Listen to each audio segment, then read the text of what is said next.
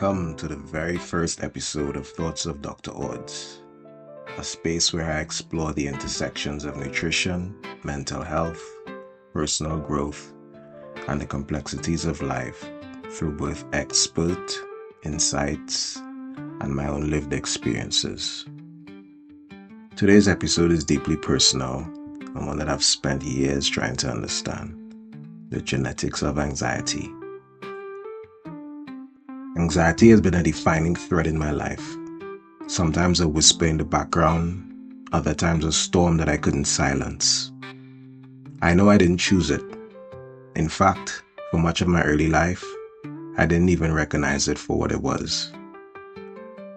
But when I started looking back, really dissecting my experiences, I realized something.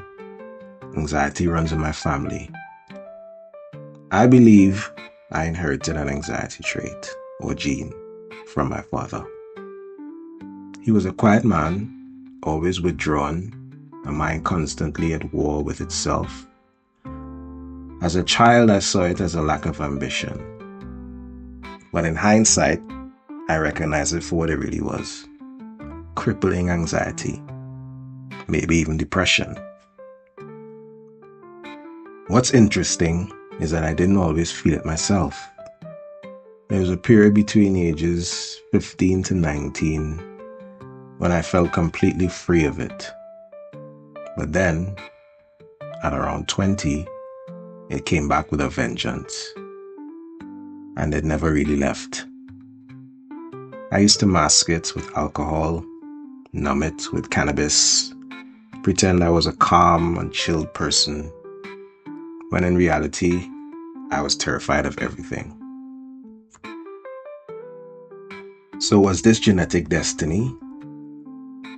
Was I always meant to be this way, just like my father? Or was there something else at play? Here's where the science gets interesting. We now know that genes are not destiny. There's a field of research called epigenetics, which suggests that while we might inherit genetic predispositions, whether or not they're activated often depends on our environment, our lifestyle, and our choices. When I look at my own life, I can't ignore the role that diet and lifestyle played in my mental health. I was breastfed until I was a toddler, something I credit for my early academic success. My cognitive development had a strong start. But by my teenage years, my diet was atrocious.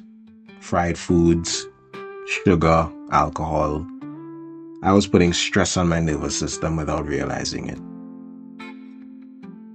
When I started drinking heavily and smoking cannabis every day, my anxiety became unbearable. I wasn't sleeping well. I wasn't exercising. My nervous system was constantly overstimulated, and I didn't have the emotional tools to manage it. So it makes sense now. Maybe I did inherit a predisposition to anxiety, but I also did make it a lot worse.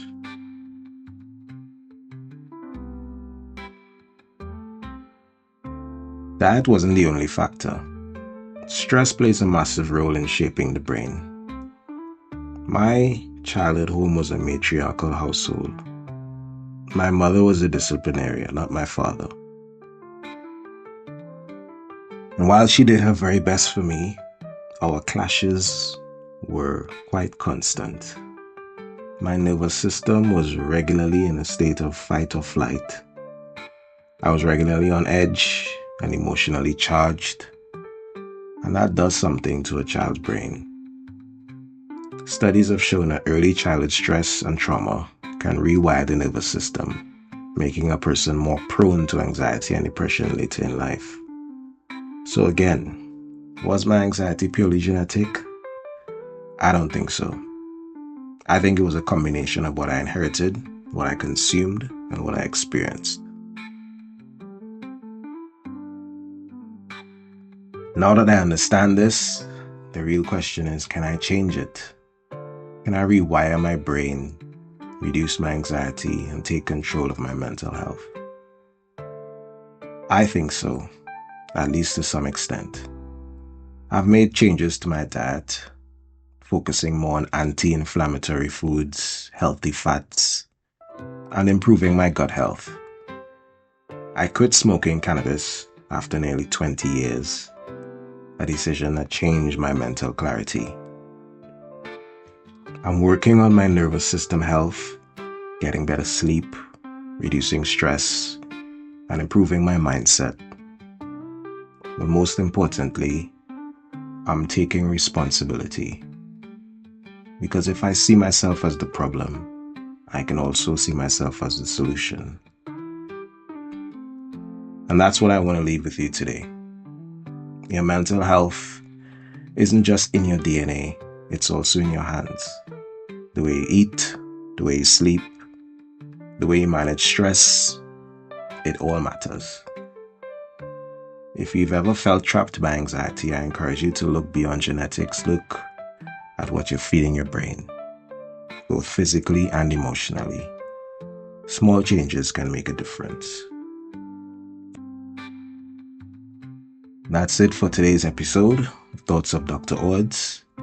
If this resonated with you, share it with someone who might need to hear it.